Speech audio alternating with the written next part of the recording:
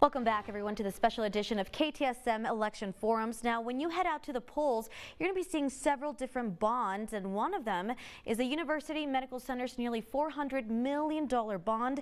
Joining me now to discuss this bond is UMC's Chief Strategy Officer, John Law. Thank you so much for being here with us. Good afternoon. Good afternoon. And you know, when we hear about the UMC bond, I did notice, looking at a sample ballot, that the language is a little complicated. Can you break it down for us? Well, the key thing is that we're actually the last item on the ballot, so everybody has to get through every other item, and we're the final item, and it will reference El Paso County Hospital District, and then I think to vote yes it's 351, and to vote no it's 352. Okay, and so on your website I also noticed that the bond says that if passed, none of the funds will actually raise salaries for employees. Is this correct? Right, yeah, the bond, if approved, will only be for capital construction, for buildings, and for equipment. All of the operational costs will be able to sustain through our, through revenue we produce and other financial sources we have. Perfect. In fact, I kind of want to talk a little bit about that. What is this bond funding? Well, there's four groups of projects. The first project is to really rebuild some of the infrastructure at the main hospital, which includes adding new beds. The second grouping of projects is to add critical care beds at the main hospital and a burn unit. Right now, if an adult has a burn, they end up going to Lubbock for care if it's a severe burn, and a child will go to Galveston if it's a significant burn. The third group of projects is access points. So there's 2 clinics, but there's other types of access points like urgent care centers and freestanding EDs.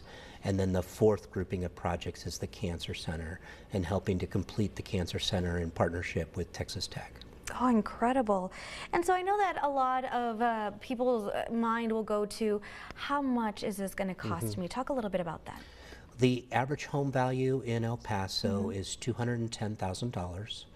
And if your home is that average value, the cost will be about $72 per year over the 30-year period.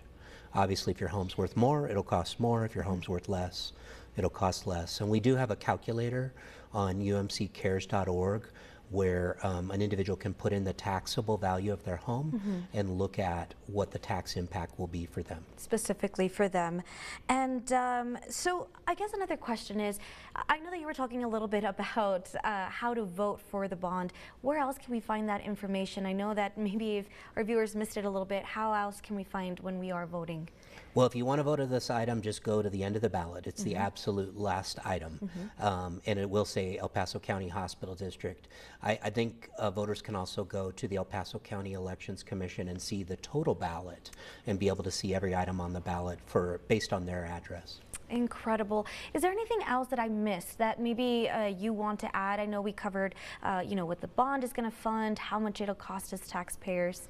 No, I think it's just important that people participate in the electoral process, and regardless of your perspective, we want to see a great turnout of voters here in El Paso.